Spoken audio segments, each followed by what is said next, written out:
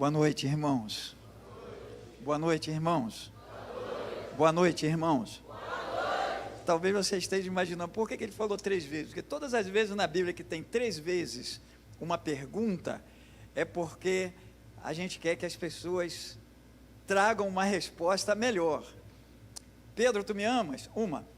Pedro, tu me amas? 2. Pedro, tu me amas? 3. Por que isso, irmãos? Porque era necessário que o nosso Jesus ouvisse de uma maneira diferenciada aquilo que Pedro sentia por ele e por todos que o Senhor estaria endereçando para ele cuidar, né? Mas foi uma brincadeira de pastor. O pastor tem umas piadas meio sem graça, eu sei que é isso mesmo, né? Mas eu queria que vocês conhecessem minha esposa. Não dá para ela ficar no banco. Ô, minha filha, levanta aí, não sobe na cadeira não. É que ela é muito alta, irmão.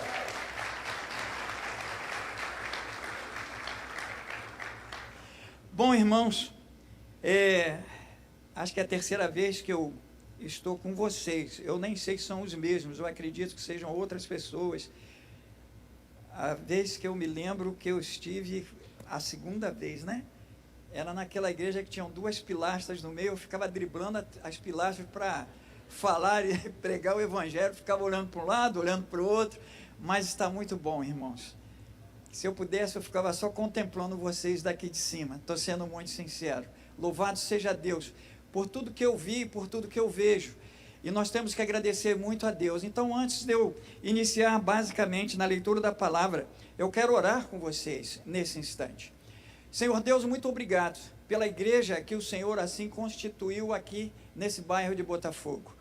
Nós rogamos a Ti que a Tua graça, a Tua bondade, as Tuas misericórdias, não somente com estes que aqui estão, mas com todos aqueles que encontrarem algum destes que aqui vem estar, para que notem, ó Deus, que a Tua presença é verdadeiramente uma presença real, para que notem, bondoso Deus, que houve e que há uma transformação a cada dia para todo aquele que assim permitir. Oramos no nome de Jesus, amém e amém.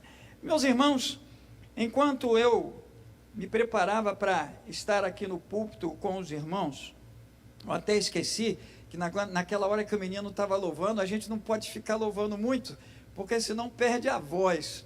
Aí eu segurei a garganta aqui, mas no final, eu acredito, hein, pastor? No final vai ter o louvor final assim?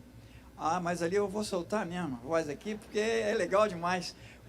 Esse menino conduz muito bem o período de louvor. Bom, irmãos, mas nós estamos em uma fase da vida onde, na realidade, é uma continuidade sobre conflitos. A gente vive muitos conflitos, essa que é a realidade. Mas o senhor vai falar de novo sobre isso? Não, de novo nada, você nunca me viu falar sobre isso. Eu vou falar hoje aqui sobre conflito. Mas o fato que conflitos a gente vivencia isso dentro de uma historicidade, de uma narrativa bíblica, desde quando o mundo é mundo. Se você parar para pensar, é isso mesmo. Desde que o mundo é mundo, existe um conflito. Porque o próprio Mestre, o Senhor de todas as coisas, o nosso Deus, quando Ele deu a orientação para aquele que foi feito a imagem conforme a semelhança dele, que foi o famoso Adão, preguiçoso, sem vergonha, e podemos dizer assim, porque ele só comia, bebia, e quando chegava a tarde ainda ia bater papo com Deus. Olha só que coisa interessante. Mas dentro disso tudo ele desobedece. Por quê? Conflito. Daquilo tudo que Deus falava para ele fazer, ele foi exatamente o oposto daquilo que Deus o orientou. E ainda fica culpando Eva. Ora bolas, irmãos, vamos também assumir a nossa posição. Adão não precisava concordar com Eva em coisíssima nenhuma. Essa que é a grande verdade. Mas ele concordou, errou, desobedeceu, e aí começaram os grandes conflitos. Então, desde a criação, como eu disse, existe essa característica do conflito, e nem sempre as orientações do Criador foram ouvidas. A pergunta é muito simples: será que a orientação do Criador, a orientação do nosso Deus, você e eu ou toda uma geração, assim obedecem ao Senhor? Claro que não, claro que não obedece, porque se obedecesse nós não estávamos na posição que nós estamos hoje, concorda comigo? Hoje, meus amados irmãos, não temos paz em lugar nenhum onde você chega. Ah, porque é o Rio de Janeiro. Não é porque é o Rio de Janeiro não, irmão. É o mundo todo que está assim. Precisamos, pois, entender essa característica. Mas alguns fatores nós podemos trazer. O pecado. O pecado é um fator primordial para os conflitos pelos quais nós vivenciamos no nosso cotidiano, no nosso dia a dia. Outro fator é a inveja. Ah, irmão, como as pessoas são invejosas, não é verdade? Me lembro, irmãos, que eu fui ajudar o meu genro, né? Eu tenho 3 filhas, 3 genros, mas 2 com o mesmo nome e um com nome diferente, 2 Rodrigos e um é o Brent. E o meu genro falou, seu Luiz, eu estou querendo vender meu carro. Aí eu falei para ele, venda. Ele, não, mas eu quero vender para alguém próximo. Aí eu falei, vende para alguém próximo. Não, mas eu quero vender para o senhor. Eu falei, então me dá o carro. Em vez de você pedir para eu comprar, você me dá o carro. Poxa, já levou minha filha, cara? Então que negócio é esse? Me dá o carro. Não, tem que vender. Tá bom. Aí eu comprei o carro do meu genro. Bom, irmão, eu sou muito reservado com essas coisas. A bem da verdade, eu sou meio envergonhado. Porque eu me lembro que no meu primeiro ministério, eu tinha um Monza preto, era igual o carro do Batman, sabe como é que, irmão? Eu chegava na igreja, todo mundo sabia que eu estava chegando, porque era o único carro preto, todo preto que tinha por ali. Eu ficava envergonhado com aquilo, que eu falei, poxa, meu Deus, um pastor andando com um carrão desse, porque era um carrão, né? O Monza era um carrão, né? Grande. Mas aí, o que acontece? Troquei o carro.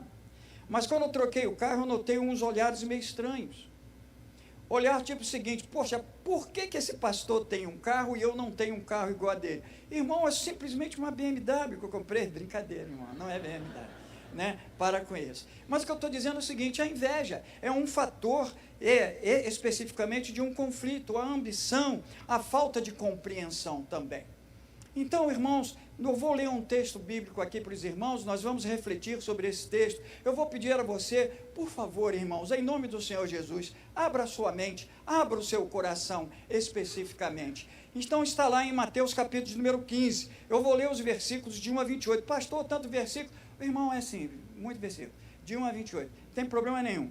Então, alguns fariseus e escribas, vindo de Jerusalém, foram até Jesus e questionaram: por que os teus discípulos transgridem a tradição dos anciãos, visto que eles não lavam as mãos antes de comer? Ponderou-lhe Jesus: e por que transgredis vós também o mandamento de Deus por causa da vossa tradição? Pois Deus ordenou, honra teu pai e a tua mãe, e ainda, quem amaldiçoar seu pai ou a sua mãe, seja punido com a morte.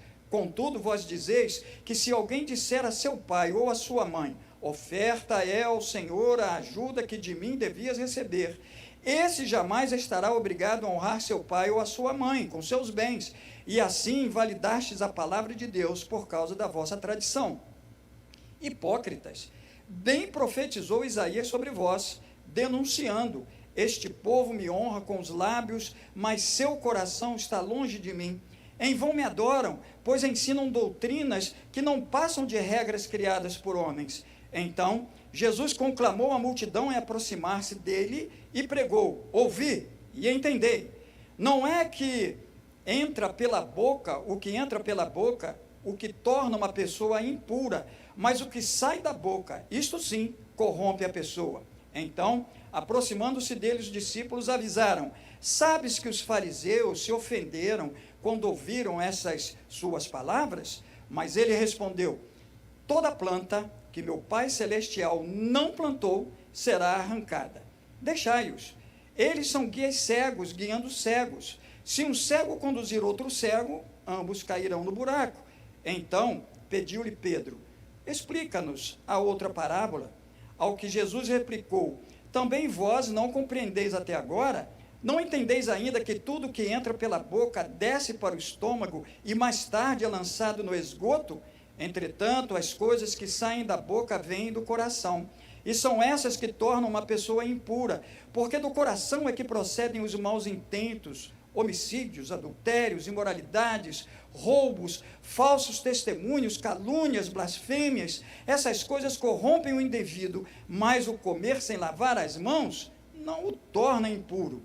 Deixando aquele lugar, Jesus retirou-se para a região de Tiro e de Sidom. E eis que uma mulher cananeia natural naquelas regiões veio a ele clamando: Senhor, filho de Davi, tem compaixão de mim. Minha filha está horrivelmente tomada pelo demônio. Ele, porém, não lhe respondeu qualquer palavra. Então os seus discípulos, aproximando-se, pediram-lhe: manda essa mulher embora, pois vem gritando atrás de nós. Ao que Jesus replicou: Eu não fui enviado, senão as ovelhas perdidas da casa de Israel. Chegou então a mulher e o adorou de joelhos, suplicando: Senhor, ajuda-me. Ao que Jesus respondeu: não é justo tirar o pão dos próprios filhos para alimentar os cães de estimação. Ela, porém, replicou: sim, Senhor, mas até os cães de estimação comem das migalhas que caem das mesas dos seus donos. Então Jesus exclamou: ó mulher, grande é a tua fé, seja feita a ti conforme queres. E naquele exato momento, sua filha ficou sã. Obrigado, Senhor, pela leitura da tua palavra. Por favor, Espírito Santo, nos conduza. A palavra é tua e não de homem algum. Em nome de Jesus. Amém. Amados irmãos, quando nós lemos esse texto, só para que os irmãos entendam um pouco do contexto, há quanto tempo eu tenho para pregar? Até meia-noite, tá bom? Então tá ótimo. Então, irmãos, o que acontece? Vamos olhar um pouco para o contexto. A partir do capítulo 13 até o capítulo 18 de Mateus, o Senhor Jesus passa por conflitos aqui. Mas os conflitos que nós estamos lendo aqui e vendo nesse texto no capítulo 15, ao qual tem um resumo dos outros aspectos, irmãos, é daquilo que Jesus tinha que responder. Quantas vezes nós temos que responder determinadas coisas e é conflitante com aquele que nos argue, concorda comigo? Então, o que ocorre aqui? O Senhor Jesus, ele recebe muitas perguntas. E o interessante é que as perguntas que vem acolhendo no coração de Jesus, são perguntas de fariseus, são perguntas dos seus próprios discípulos ou apóstolos, e vem uma pergunta de um gentio, de uma cananeia, daquilo que não era judia especificamente. Então, irmãos, vem logo na nossa mente um questionamento: o que passa na mente dos fariseus? O que passa na mente daquela mulher cananeia? O que passa na mente dos seus discípulos, que são os seguidores? E eu ouso, inclusive, a dizer, o que passa em nossas mentes, irmãos, a minha, inclusive, enquanto eu estou ministrando a palavra para os irmãos. Mas tem uma outra pergunta que nós precisamos trazer no nosso coração: o que passa na mente de Jesus ao olhar para todos estes em que nós estamos incluídos dentro desse contexto? Bom, irmãos, essa resposta nós vamos encontrar aqui no capítulo 15, porque o capítulo 15, irmãos, mesmo que os irmãos não tenham ou tenham observado a primeira parte desse capítulo, ele fala sobre fé. E eu então peço aos irmãos que me acompanhem nessa reflexão, cujo tema é: em que está firmada a sua fé? Em que está sendo firmada a sua fé, meu amado irmão? Será que a sua fé está sendo firmada, por exemplo, nas coisas que você tem? Eu estou notando que você está fazendo casa de fé. Foi você mesmo, né? Aleluia. Então, o que acontece? Em que está firmada a sua fé para você estar promulgando a palavra de Deus nesse evangelismo tão gostoso que é a casa de fé? Não precisa responder, só pensa. Quando eu estava vindo para cá, eu estava meditando um pouco nessa palavra, ao qual eu estou ministrando para os irmãos, e falei: Senhor, eu vou estar falando para eles sobre fé, mas onde está verdadeiramente a minha fé, para que eu possa transmitir as minhas convicções, as tuas convicções em mim, para estas pessoas? Muito que bem, irmãos. A primeira característica que podemos tirar desse texto é que a fé precisa ter um objetivo real. E a fé não pode estar em tradições. A fé, meus amados irmãos, ela não pode estar simplesmente arraigada, voltada, direcionada, fundamentada, focada em tradições. E a pergunta é simples: a sua fé está focada em tradições humanas ou nos mandamentos de Deus?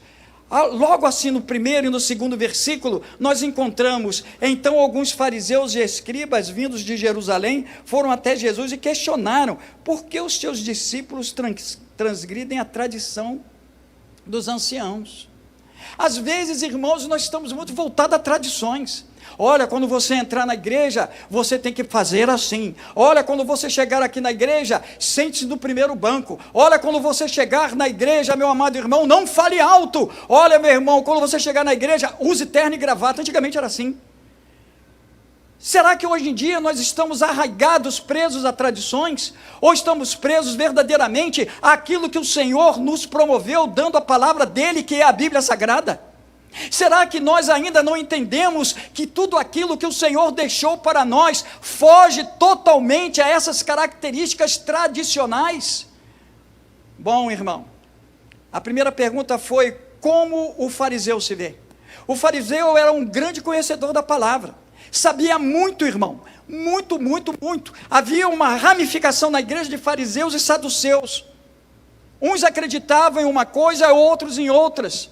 Mas efetivamente chega Jesus com as boas novas, que nós simplesmente falamos evangelho, mas o nome correto é evangelho de Cristo. E quando o Senhor traz o evangelho de Cristo, Ele coloca um plus nesse detalhe. Quando Ele coloca esse plus chamado amor, quando Ele coloca esse plus chamado paz, quando Ele coloca esse plus chamado simplesmente de verdade que liberta, e é por isso que você já deve ter decorado até esse texto: e conhecereis a verdade vos libertará. Só que tem um detalhe: a primeira verdade está escrita em letra minúscula, a segunda verdade está escrita em letra maiúscula. Isso está escrito em letra maiúscula porque é o mandamento de Deus, porque a verdade com letra maiúscula é Jesus, e o verdade com letra minúscula quer dizer leis, orientações, regras de conduta, regra de vida, regra de paz, regra de comunhão. A ceia do Senhor é uma regra de comunhão, que nós precisamos assim entender. Estão fundamentados nos mandamentos de Cristo, fundamentado nas Santas Escrituras. E no entanto os fariseus estavam com tradições como essa: não, os discípulos de Jesus não lavam as mãos para comer o pão. E o Senhor Jesus começa a exemplificar para eles. E o Senhor Jesus, inclusive, fala para eles: tudo aquilo que vocês estão falando, vocês estão simplesmente contrários àquilo que vocês promulgam, porque vocês criaram um apêndicezinho, vocês criaram uma coisa meio estranha para atender a vocês mesmos, que está lá no versículo de 3 ao versículo 6. O que era isso? Dentro da legislação judaica, os filhos deveriam cuidar de quem? Dos seus pais. Mas sabe o que eles estavam fazendo?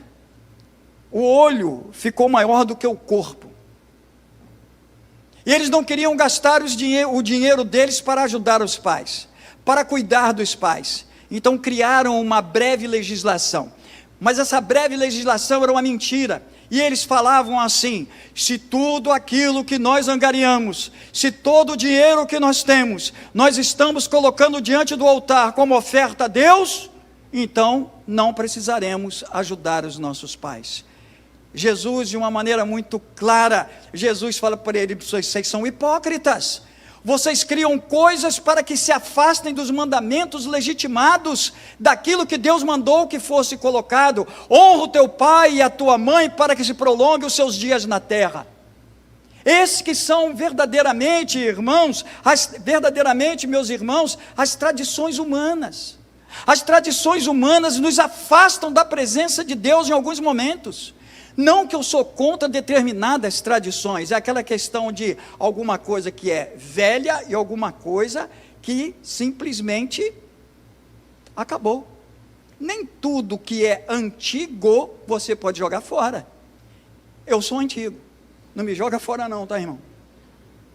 Mas existem as coisas velhas, e as coisas velhas, elas passam por duas características: ou a transformação ou a mudança. Se você tem a Jesus, aliás, eu vou fazer uma pergunta logo no início: quem tem Jesus, levante a mão, por favor.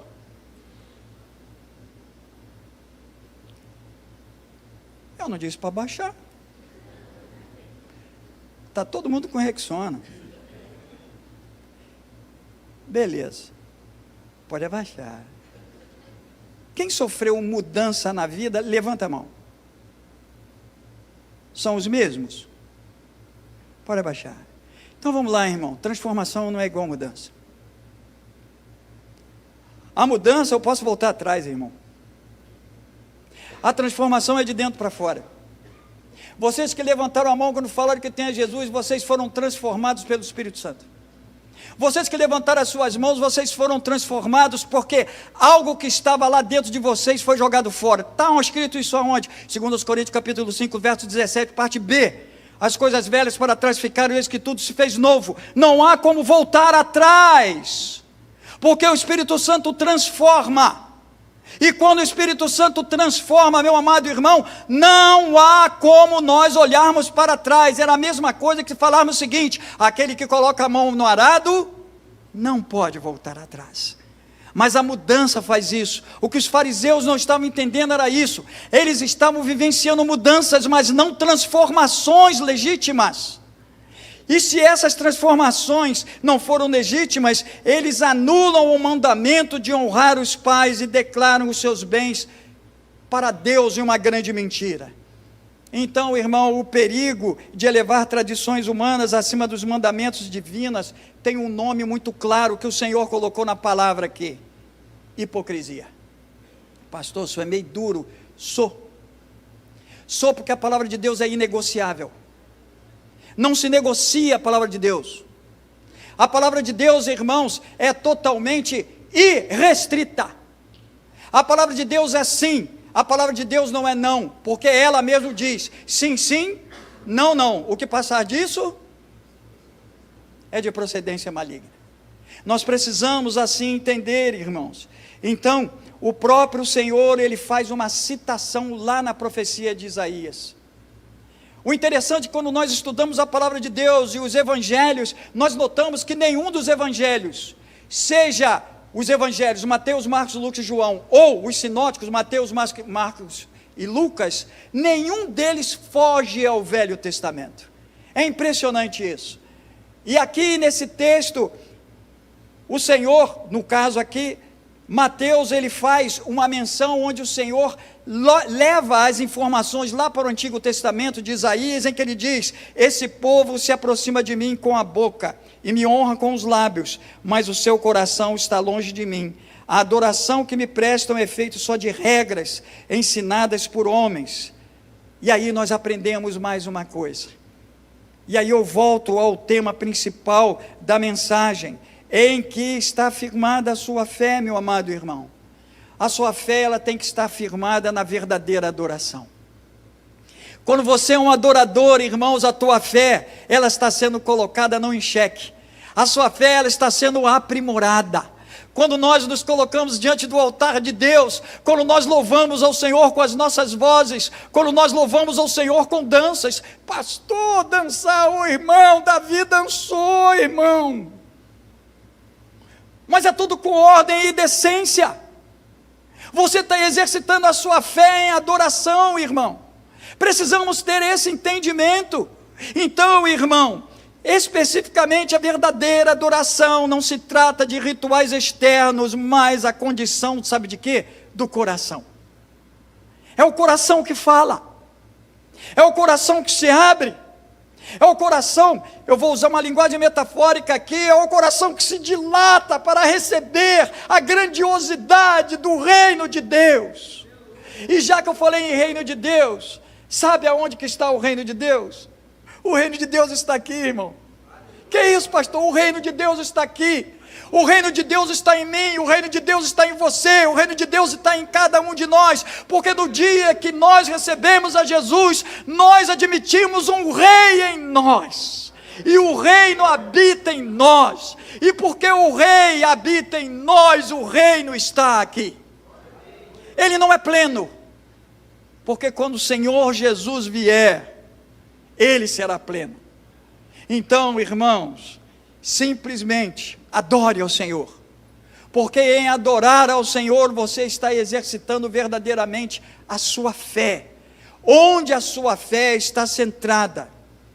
E uma fé, irmão, é um chamado genuíno, e esse chamado genuíno, ele transcende a qualquer tipo de ritual. Qualquer ritual ele transcende, porque é genuíno, é a presença do Pai. Mas por muitas vezes, meus amados irmãos, nós questionamos, e aqui no texto Jesus é questionado. Ele começou a ser questionado pelos fariseus, e aí em um dado momento, na leitura do texto sagrado, nós começamos a entender, será que todos aqueles que estavam ali à volta com Jesus, eles estavam entendendo o que o Senhor Jesus estava dizendo? Olha só, meus amados irmãos, o que está escrito no versículo de número 11, ele diz: o que entra pela boca não torna o homem impuro, mas o que sai de sua boca, isto o torna impuro. O que Jesus está aqui conclamando, irmãos, é uma coisa simples. Ei, fariseu, ei, vocês, meus discípulos, a sua fé está firmada em quê? Sejam íntegros, tenham autenticidade, sejam íntegros e autênticos em sua vida, e que a sua vida seja espiritual e não de aparência. Rapaz, desculpa o tempo que eu vou usar, Jesus só deu cajadada o tempo todo nesse capítulo, é o tempo todo Jesus questionando, é o tempo todo Jesus sendo questionado, mas ele dando resposta.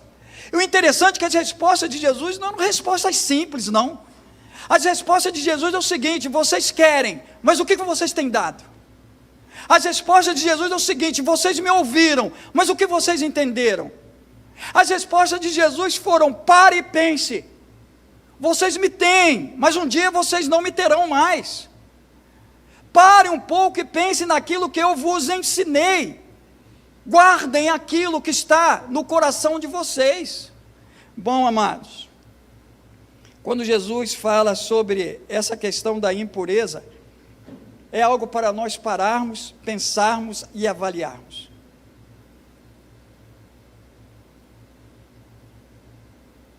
Julgamento. Às vezes nós falamos coisas, já está na hora de terminar, né? Eu vou dar uma biblada na cabeça desse garoto. Mas aí, pode ficar tranquilo, eu sou de paz, irmão. Oh. Mas que coisa, né, Jesus? Bom, mas voltando aqui ao texto, irmãos. Às vezes as pessoas pensam que falam, mas não medem as circunstâncias, não é verdade? Às vezes as pessoas falam determinadas coisas e acham que aquilo ali é muito normal. Aliás, nós estamos vivendo uma época em que se fala e tudo é normal. Se acha que tudo é normal. Se acha que eu posso falar, não, é o direito de ir e vir. Ô irmão, o direito de ir e vir é até o momento em que você chega no limite aonde a outra pessoa está.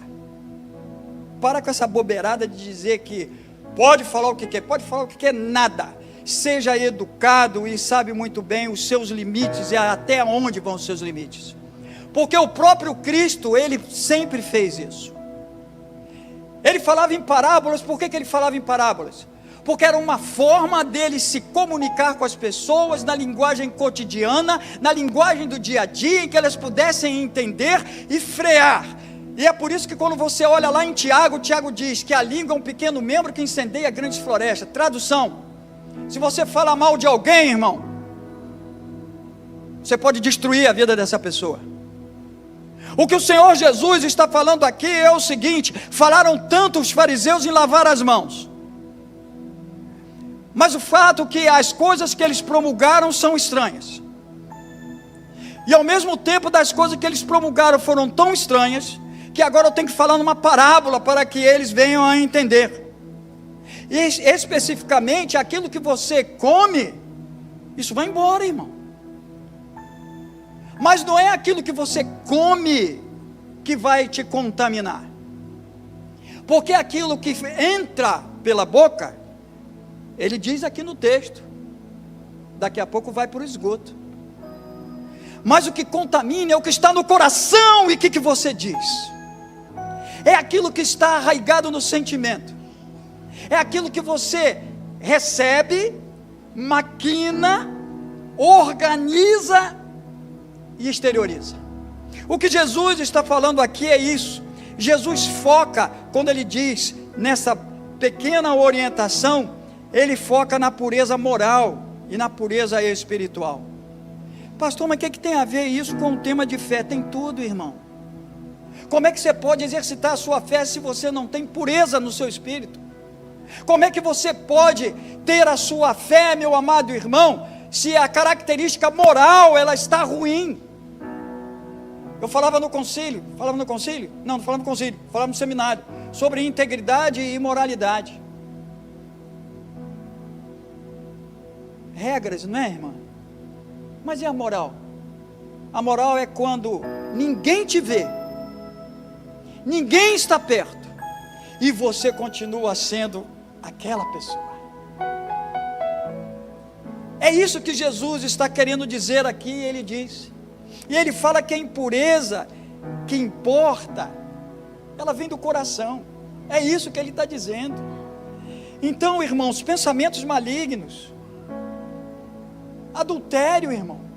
Que é isso, pastor? O adultério, irmão. O adultério nasce na cucuruca, tradução, na mente. Outra característica, irmãos, a imoralidade sexual e o falso testemunho. É isso que o Senhor está falando sobre integridade e autenticidade da sua vida espiritual. Lá no versículo 18 e 19, ele ratifica isso dizendo: mas as coisas que saem da boca vêm do coração, e são essas que tornam o homem impuro. Pois do coração saem os maus pensamentos, homicídios, adultérios, imoralidades, roubos e falsos testemunhos, e as calúnias. Mas Jesus não para aí. E Jesus dá uma resposta forte. Jesus primeiro ele conceitua, e agora Jesus chega e fala assim: toda planta que o meu Pai Celestial não plantou, será arrancada pelas raízes. Deixem-nos, eles são guias cegos. Se um cego conduzir outro cego, ambos cairão num buraco. Mais uma vez, o aviso de Jesus contra aderir às tradições e os ensinamentos que não se originam em Deus. Mas a grande questão ainda está aqui, é que haviam seguidores próximos, seguidores que andaram durante 3 anos com Jesus, não é verdade? Aqueles que na última ceia estavam a comer na mesa. Então nós podemos até dizer que toda essa característica de conflito nasceu também na mesa, minha irmã, porque eles estavam próximos, eles ouviram as orientações. Então tudo também acontece. Olha que o texto diz: será que vocês ainda não conseguem entender? Pergunta Jesus. Não percebem que o que entra pela boca vai para o estômago e mais tarde é expelido? Mas as coisas que saem da boca vêm do coração, são essas que tornam o homem impuro, pois do coração saem os maus pensamentos. O que me choca nessa parte que Jesus está falando é que os discípulos estavam ali e falam assim: Jesus, vou falar um negocinho para o Senhor. Os fariseus saíram chocados com a tua resposta. Os fariseus saíram aqui meio amedrontados com a sua resposta. E Jesus fala: você já viu um cego orientar um outro cego? Eles são cegos. E se eles continuarem orientando essas pessoas, cairão em um buraco. É isso que Jesus está dizendo. Ou seja, um cego não pode orientar outro cego. Mas ali tinha uma resposta também com um efeito subliminar para os apóstolos. Será que até vocês não estão entendendo o que eu estou a ministrar e a orientar a vocês? Será que vocês não estão focados, direcionados para uma realidade que vai acontecer daqui a pouquinho? Aí para nesse primeiro momento. E chega ao segundo momento, em que salta aos olhos de novo, em que verdadeiramente está fundamentada a sua fé. Nós somos a Igreja Batista Atitude, concorda, irmão?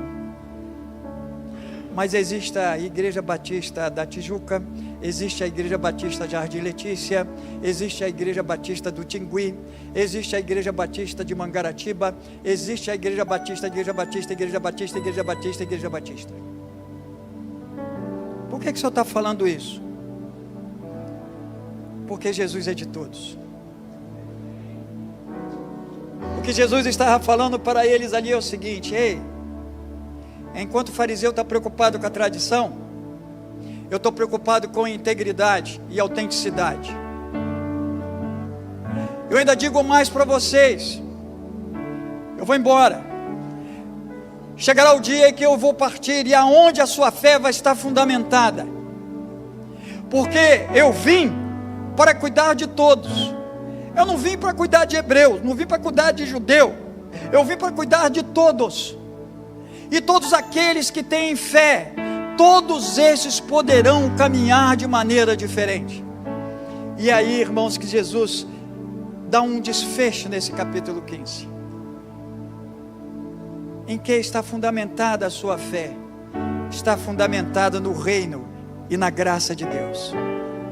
Os versículos de 26 a 28, o Senhor Jesus diz com todas as letras: não é justo tirar o pão dos próprios filhos para alimentar os cães de estimação. Vamos entender isso. Jesus te alimenta, irmão. Jesus alimenta a igreja Atitude. Jesus alimenta a igreja da Tijuca. Jesus alimenta a igreja de Deerfield. Jesus alimenta a igreja que está lá na Inglaterra. Jesus alimenta as nossas igrejas que estão lá nos ribeirinhos. Já fui lá e eu vi como é que são as coisas. Jesus alimenta a todos aqueles que o buscam na verdade real.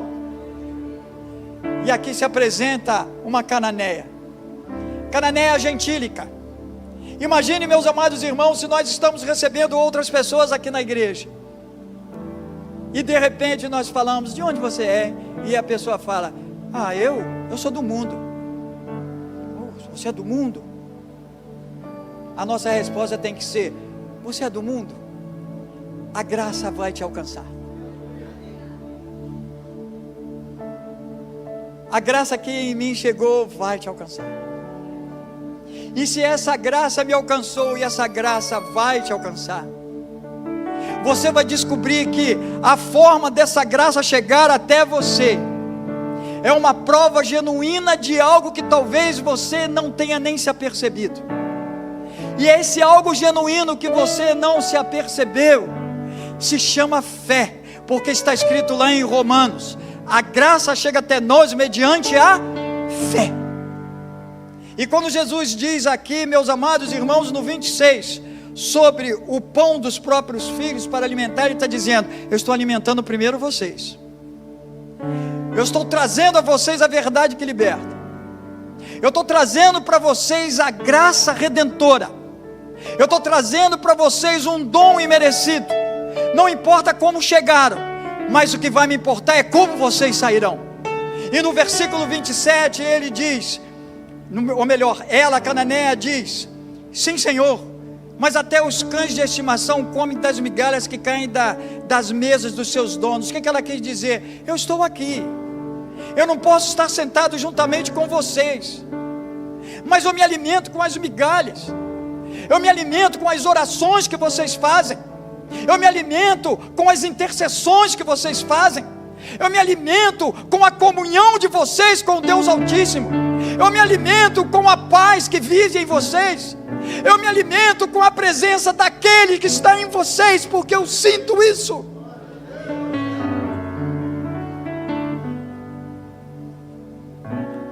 É nesse momento, irmão, que Jesus simplesmente responde: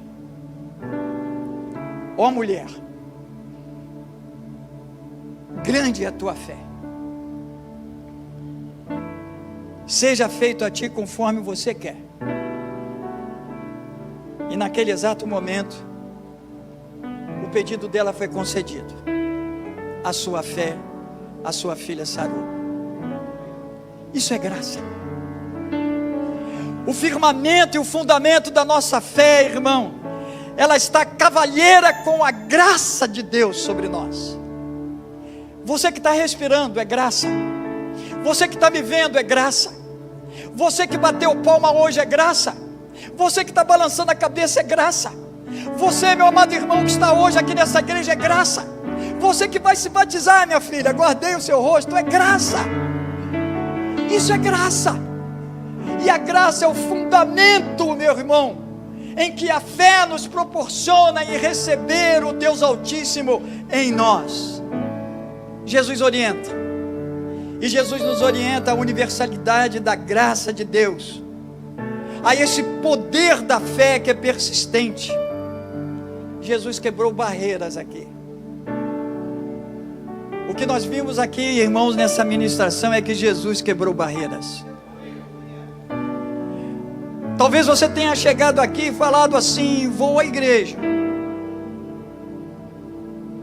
Jesus quebrou uma barreira na sua vida quando você fala assim: eu vou. Talvez você tenha chegado aqui meio entristecido.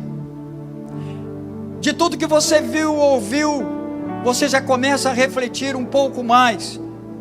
Jesus quebrou barreira no seu pensamento.